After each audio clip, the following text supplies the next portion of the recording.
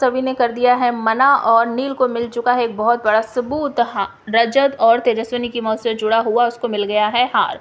तो आने वाले एपिसोड में आप सबको देखने को मिलेगा कि नील जो है वो अपनी तरफ से जासूसी करता हुआ वहाँ पहुँच जाता है जहाँ पर सारी गाड़ियाँ रखी हुई है, जहाँ पर रजत की कार खड़ी हुई है।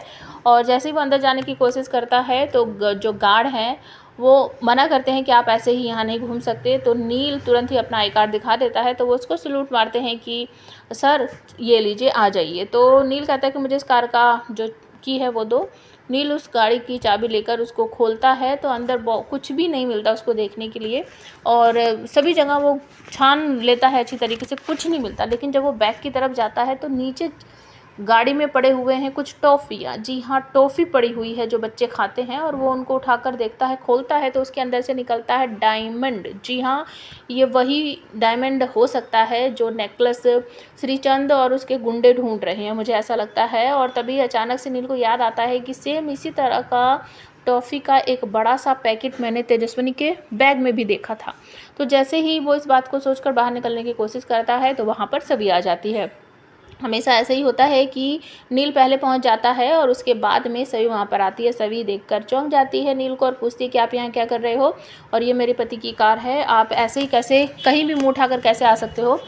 तो नील सोचता है कि मैं इसको अपना आई कार्ड दिखा दूं, लेकिन वो सोचता है कि नहीं, नितिन ने मुझे बोला था कि आप इस बारे में किसी को नहीं बताओगे। तो वो कह देता है कि मैं भी अपनी पत्नी को इंसाफ दिलाना चाहता हूं, तो मैं भी छानबीन कर सकता हूं।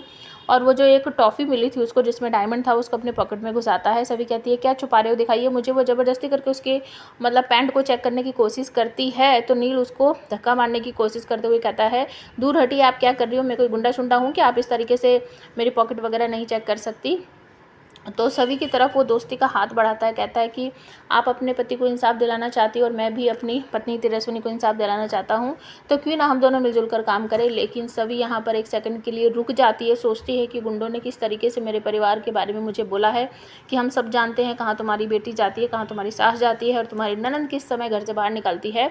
तो अगर मैंने इसके साथ मिलकर दोस्ती की तो हो सकता है कि इसकी जान को भी खतरा हो जाए, क्योंकि वो गुंडे जो हैं मुझ पर नज़र ज़रूर रख रहे होंगे। तो वो मना कर देती है। नील इस बारे में सोचता रह जाता है कि इसको हो क्या गया है। अभी कुछ दिन पहले तो मेरे पास आई थी कि चलो साथ में मिलकर काम करते हैं, साथ में सबूत ढूंढते हैं, आज ये बदल गई है। तो ये सारी जो चीज़ें हैं आपको आज रात के एपिसोड में देखने को मिलेगी।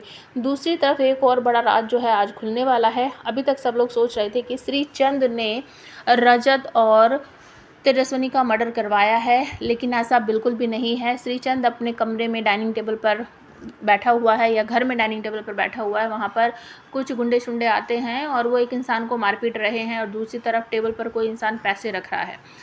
तो ये वही गुंडा आता है जिसने सभी को किडनैप किया था। तो श्रीचंद उससे कहता है कि बस तू ये ध्यान रखियो कि जहाँ पर तूने रिद्धि को छुपा कर रखा है उस बात का पता सभी को नहीं चलना चाहिए, नहीं तो वो वहाँ भी पहुँच जाएगी और पता नहीं क्या करेगी तेरे साथ।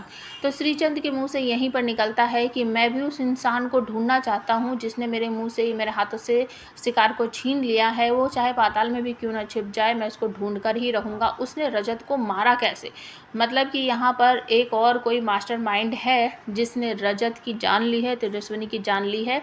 श्रीचंद का इसमें कोई हाथ नहीं है। श्रीचंद मारना ज़रूर चाहता था, लेकिन कोई और दूसरा है जिसने रजत को और तेजस्विनी को मारा है। तो आने वाले एपिसोड में बहुत सारे राज पर से पर्दा हटने वाला है। अब आप हमें कमेंट करके बताओ कि और कौन इंसान हो सकता है जिसने रजत को मारा है।